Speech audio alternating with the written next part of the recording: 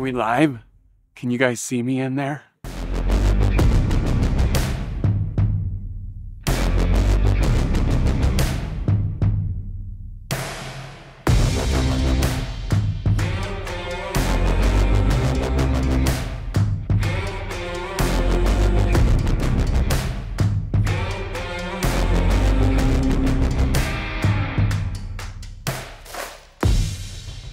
Silver State 508. It's a 508-mile bike race From Reno, Nevada to Eureka, Nevada. and back. I believe there are 29,000 feet and change of climbing on the total route. And for us this year, we're doing it as a four-man team. The event can be done solo, it can be done with a two-man team, it can be done with a four-man team. There are even other variations. It's a great endurance event that's well run. So how does it feel to be back racing ultra in the 508? Yeah, feels good. 508 was the first race I ever won, so it's cool to be back here trying to break a record. As far as being back on the bike, you know, I would equate it to like if you slowly stacked weight on your chest, you know, you wake up one day and you can't really breathe and you don't know why, and that's how I felt being off the bike, but I didn't realize it until I got back on mentally and physically. This race is the reason I got into ultra. I was riding with my friend Bill out in Dayton one day, and we see these people go by, and he said, those are racers for the Silver State 508. It's a 508-mile race, and I thought, dude, I'm gonna ride that one day. So history is 2017, did it as a two-man. 2018, did it as a solo, DNF'd at mile 450-ish, somewhere in there. 2019 came back, won the race. 2020 set the four-man course record. 2021 solo, won the race. 2022 crew chiefed for Tyler, vegan cyclist, and he won the race. And now we're here 2023, gonna try and break the four-man record, which is 23 hours, 4 minutes. I think we can get it in 22 hours-ish. So we got myself, I'm not as fast as I was in 2020. Probably pure raw power, I'm similar within a few watts. Obviously 20 pounds heavier than then. And then we've got Mark Colding, who took second place to me in 2021. And he also was behind Tyler in second in 2022. He actually had to drop out because rhabdo, but dude is a beast. He's 6'5". I think his FTP is like 360-ish. And then we have Josh Rushing, who I've been training with. He's strong on the TT bike. He's a good climber all around. He's a little light for ultra, but he's trying to get a little bit of body fat on for the 12-hour. I think his FTP is like 325. And then we got the wild card, who actually turns out to be probably one of our strongest riders as well, Tyler Hughes from Nebraska. Just a random dude I pulled off Instagram, asked if anybody wanted to race. He hit me up and he had the best numbers. So he came out and his numbers are solid. He weighs about 172. FTP at elevation about 340, 330. So pretty stacked team. The only thing that we kind of have going against us this year is we don't have as good of winds. When we did it in 2020 and set the record, we had amazing winds. Tailwinds out, tailwinds back.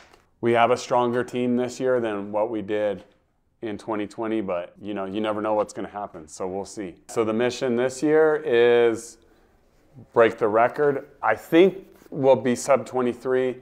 I think if everything goes flawless, we could see 21 something. That would be amazing. You know, like I said, depending on the weather, you could have the strongest team in the world that can't break 24 hours because you have headwinds the whole time. Overall master plan with the 508 because it's literally in my backyard. I want to have the overall solo record. I want to have the record in all the categories. So right now I have the course record 30 to 39. I want to get the course record possibly next year 40 to 49.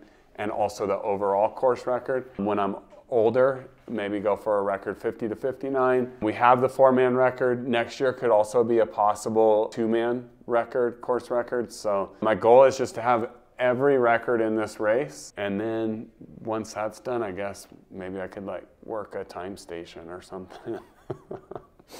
Other than the record would be good training session. So basically we're gonna be smashing FTP 20-minute intervals until you can't do FTP anymore, then you do steady state 20-minute intervals. So sleep deprivation, stay up through the night. Even though I don't have to stay awake through the night, I'm going to in preparation for 24-hour worlds. So good training ride, good sleep deprivation ride, good fueling strategy ride. Overall, this is gonna be like perfect training for worlds.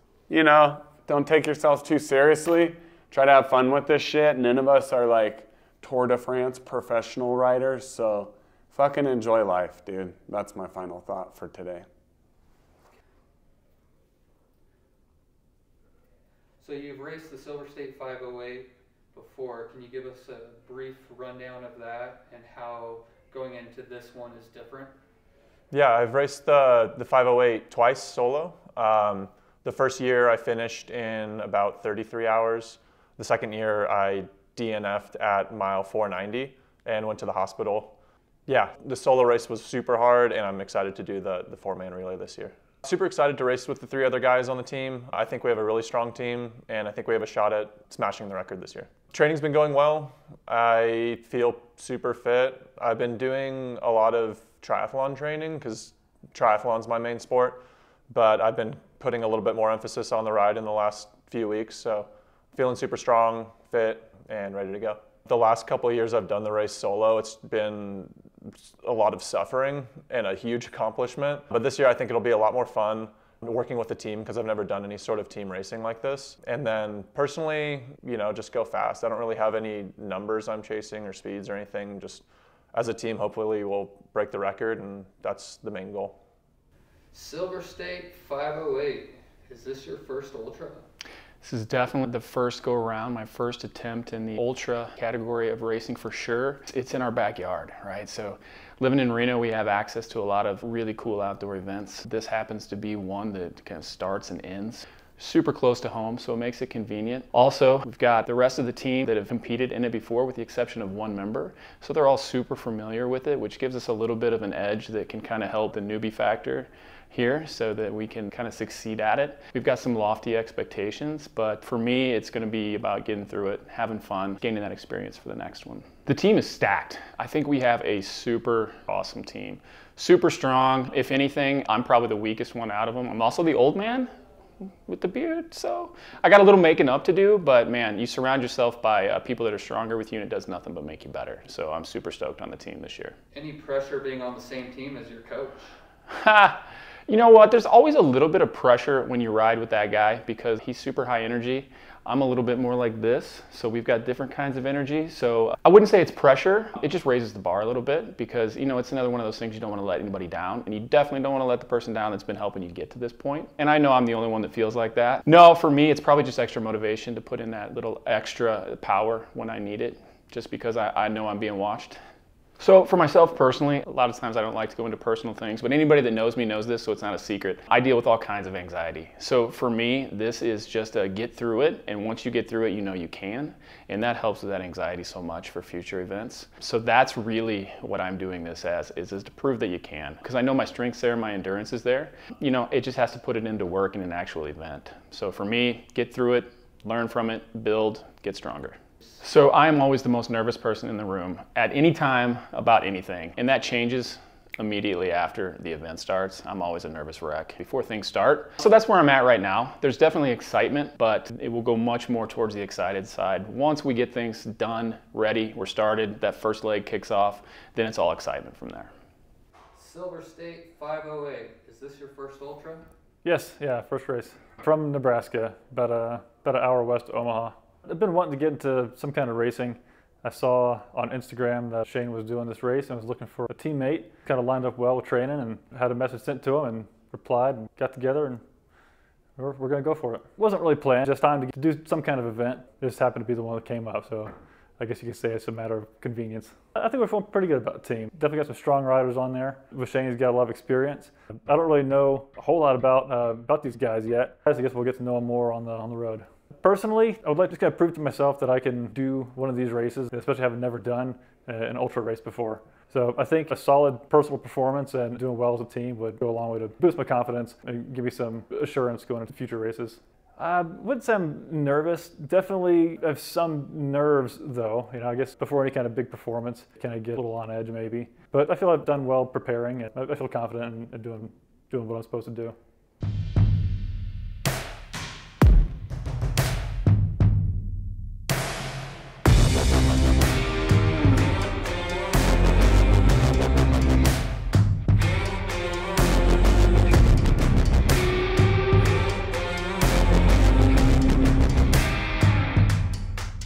How are we feeling for the first set? Feeling pretty good.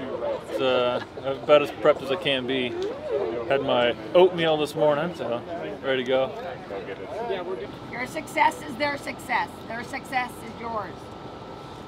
And remember, have fun. Yes, have fun, enjoy. All right. 45 seconds.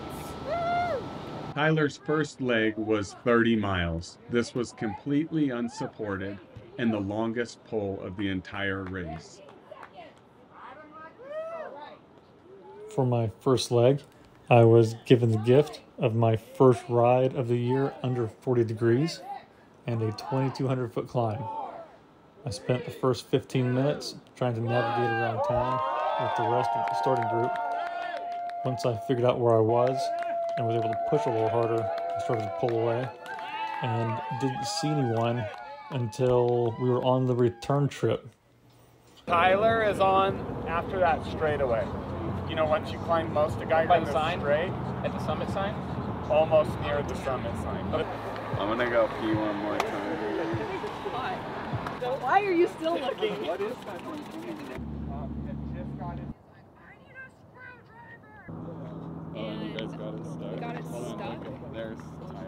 I'm gonna ride my bike like this today, guys. At 2 in the morning. This is my speed suit. Let's see the I don't even need a helmet. Yeah, you look like you need to write a manifesto. So he runs out in the middle of the road and just goes. Yeah. What? Left, right, left, right. All right, speaking of, we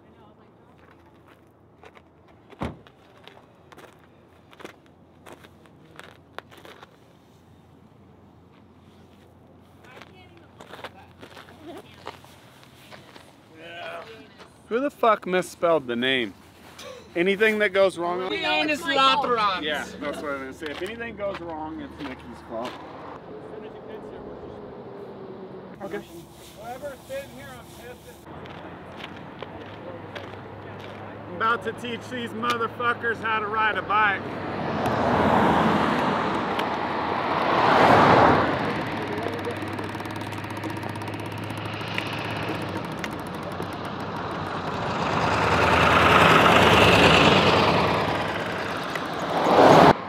The climb up Geiger took about 39 minutes, averaging 326 watts. The entire leg took an hour and a half to cover 30 miles, averaging 19.7 miles an hour, 2,500 feet of climb. Turns out the dude from Nebraska was our strongest climber. Alright, are you good? Alright. Good job there.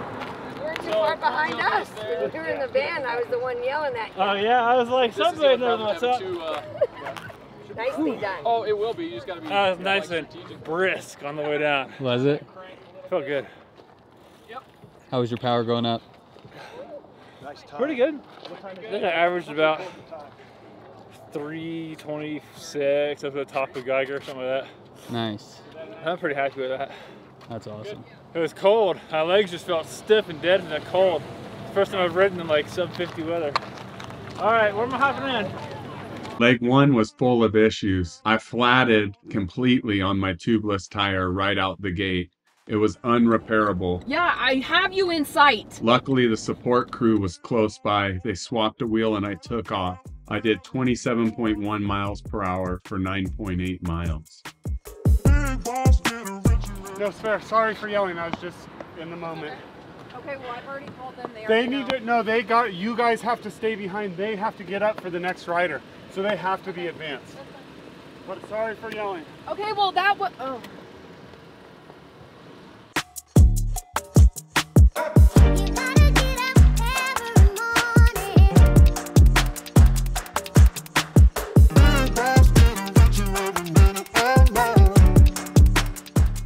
Josh's first rip was 8.4 miles. He did it in 20 minutes and 2 seconds, averaging 25.2 miles per hour.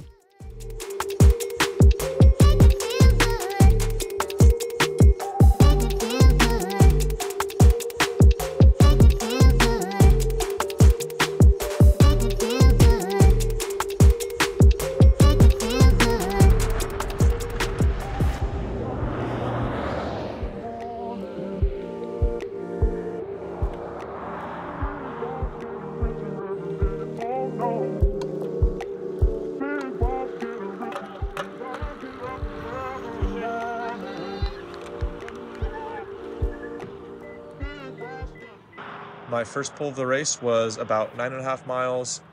I did it in about 21 minutes, averaging 328 watts and 26.8 miles an hour. Hell yeah, dude. Get the front seat. Riders get the front seat when they come in. How do you feel? It was too hard. No. No. Well, it felt good though. It wasn't too hard. Probably went out a little, maybe a little too hard. What was your speed and power stuff? I think I averaged 27. Nice. 26.8. I don't know what my power was. That's good speed. Real good speed. Yeah. Especially getting to climb with it too. Yeah. I saw that. I was like, oh god. Well, yeah, winds are not like, I don't know if there's any wind, but it wasn't like a favorable. Very little wind. Yeah. So speed was pretty good. I think if anything, we have a slight headwind right now, like 2 miles an hour or something. Yeah, I think so. But yeah, that speed's really good for that.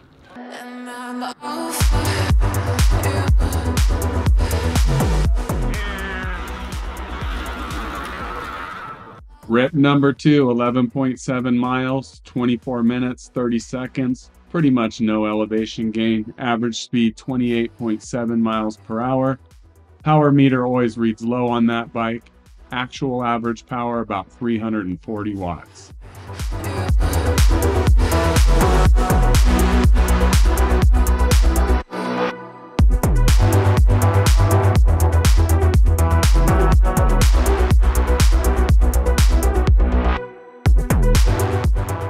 This was my second pull. It was one that went right through downtown Fallon. So had to deal with quite a bit of traffic, and we had to follow all traffic laws. So that means stopping at all those stoplights as well.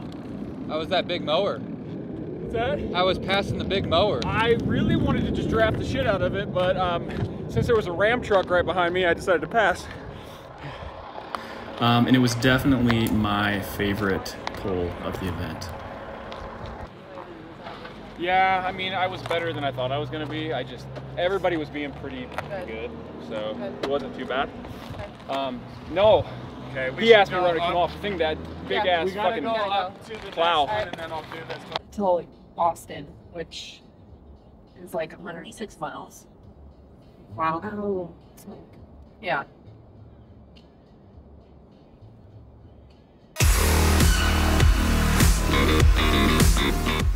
My second pull was a little over 10 miles. I did it in slightly under 22 minutes. There was only 46 feet of elevation, so it was a super flat pull. I averaged about 321 watts and 28.5 miles an hour.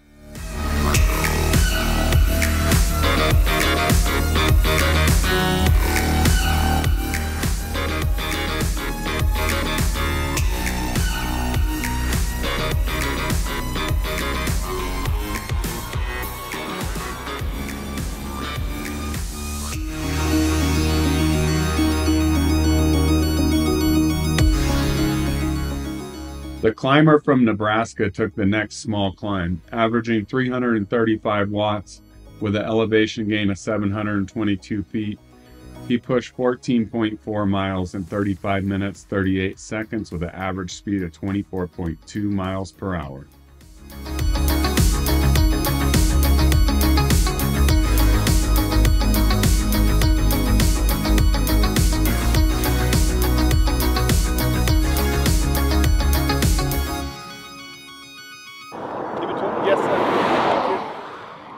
Somebody tell that asshole to slow down. I mean, really, come on.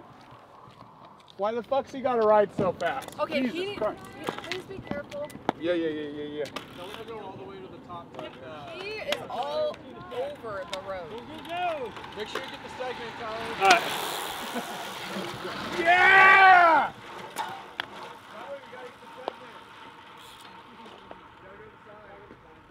What? We got a little longer gap here. Don't let him fuck with you.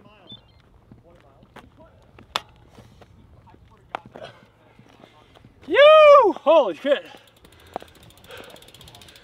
I like to go fast. Do you like to go fast? Oh yeah. We go fast.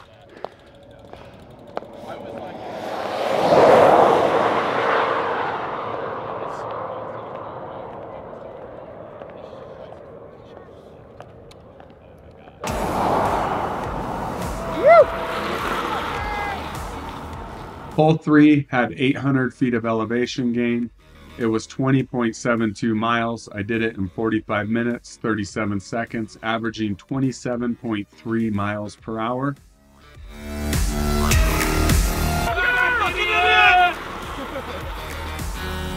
This was a fast pole.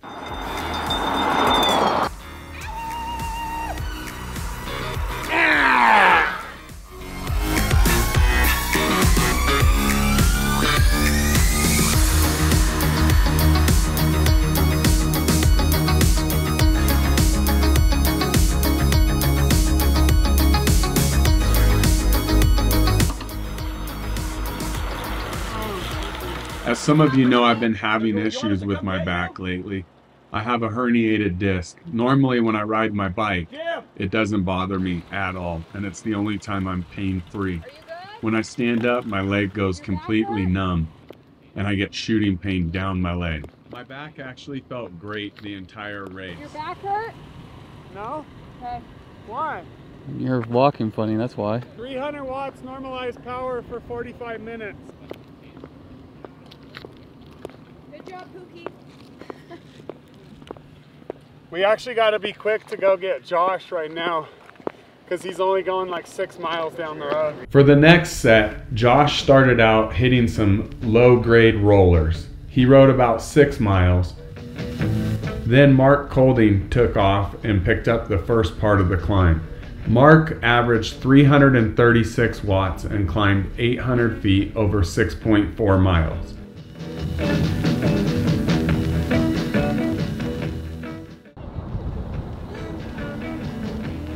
Oh! There's wild cows! Did you see them?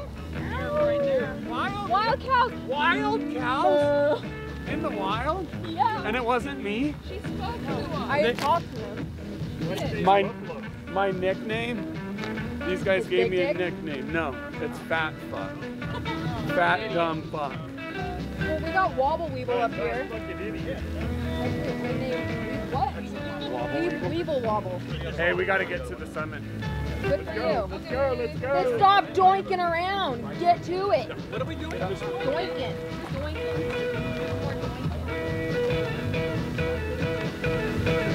Our climber from Nebraska took the next rip to the summit. Up Carroll Summit Road and climbed 1,473 feet, 5.1 miles, 319 watts. From the summit, I took a fat rip down the hill on my TT bike. I know this descent well, and I knew that I could descend it in my aero bars. So I ripped down the hill, 47 miles an hour average, and then took a long pull on the flats.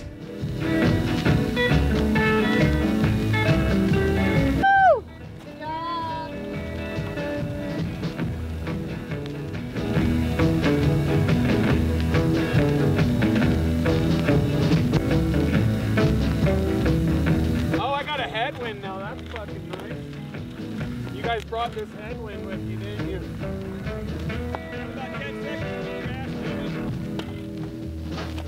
Go, go, go! I'm trying, God. For the next 20 to 30 miles, we took turns pulling through the flats. That took us all the way in front of the race. We didn't pass the first place racer, Megan Hakkinen, until we got to the climbs. But it was a fast pull through the valley.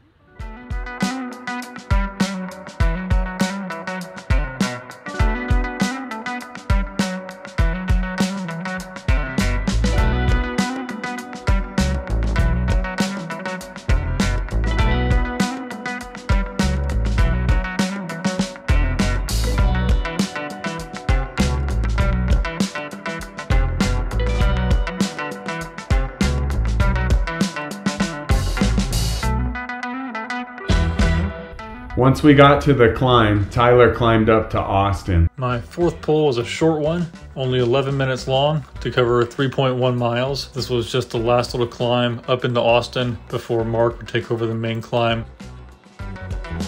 Mark then took the pole to the top of Austin Summit. Somewhere in between there is when we passed Megan. As we went by her, she was full of smiles. Good climb? No.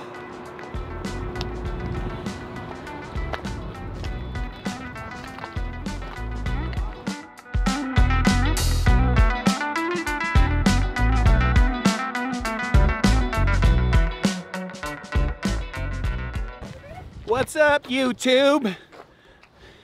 Fat cyclist here. You look extra fat. Just out here riding my bike, guys. I gotta go pee real quick, so just pause the movie. Yeah. How's it going? Oh, it's going. It's cold. Yeah, it's real cold. It's not even. Look at that little tiny fucking dick. I'm not fat enough for this shit. Worth fucking. Yeah, it's always worth it.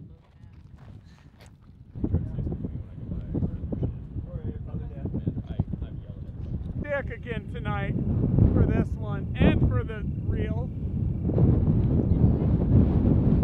From the summit, Tyler took a small descent down and then a small climb up to Bob Scott's summit. That's where I jumped in to take all the glory and the fun.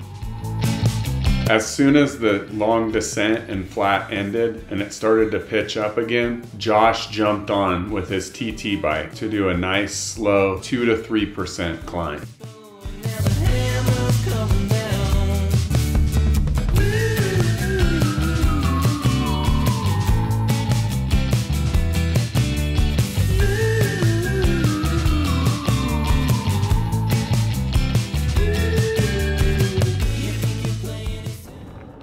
It's also a vehicle. Work up with us.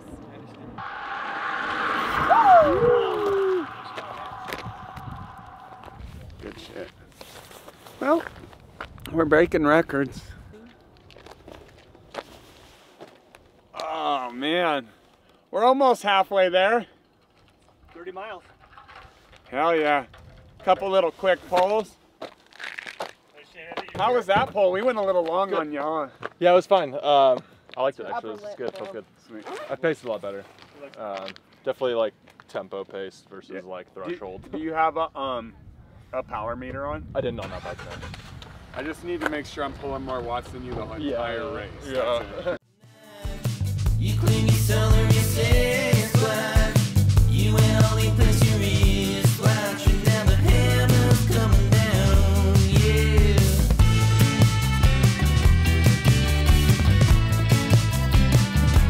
We continued to switch off and take pulls all the way to Eureka. As soon as we got to Eureka, we were required to direct follow. This made it extremely difficult to film through the night while maintaining rider safety. For that reason, we don't have a bunch of film through the night, but just know that we pulled and it was a giant struggle to get through the night. And sandwich whoever. No, they can't go in front because they gotta wait for a bike. Hey, your high beams are on, bro. I don't think they are. And then, yeah, so. Okay, well.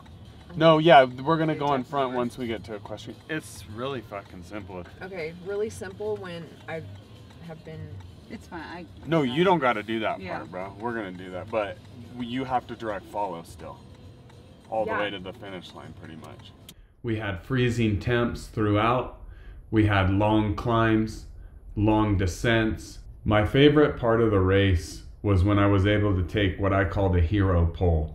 It was getting late, everybody was tired, and I knew that I needed to change the tone of the race. So, once nightfall came, I took about an hour-long pull. This gave everybody time to rejuvenate, and the team, being true ultra racers at heart, then decided to take long pulls each themselves.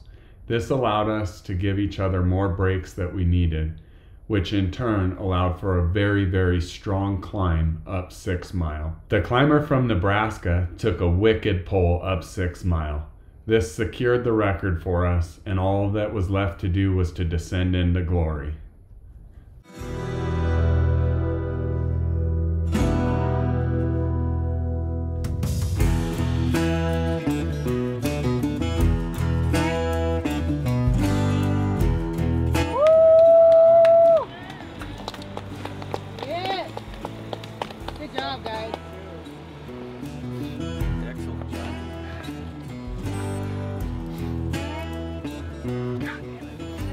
Great job, ladies.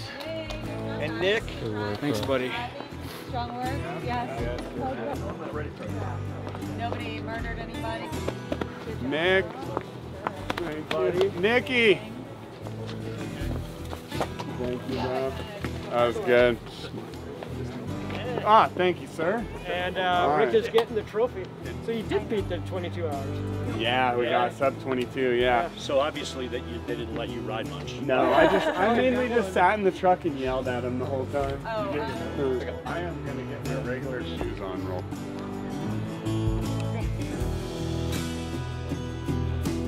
Found the new Arrow beard cover. Oh yeah. Who makes a wrong turn the last 1/10 of a mile? It happens. This guy. Yeah, it's called I have one too many chromosomes. Maybe 220, 30 miles an hour. Mark's got to come out of the bathroom. That's a rough year, man. Yeah. But that was my peak. I was strong then. All right, you guys ready? Yep. I would have a jersey on. I mean, I do, but it's too cold to even get. This is real. You want to guess the real life? I'm going Yeah. Silver State 508. The Silver State 508. I feel completely destroyed, but rebuilt and ready to go, all at the same time. I've never felt so wrecked and simultaneously inspired to ride my bike than after the 508.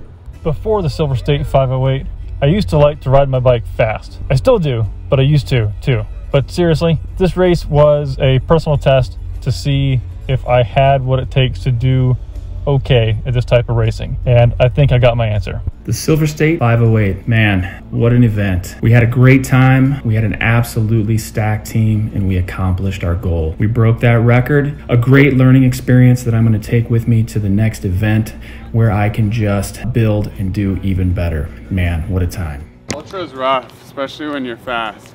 Like,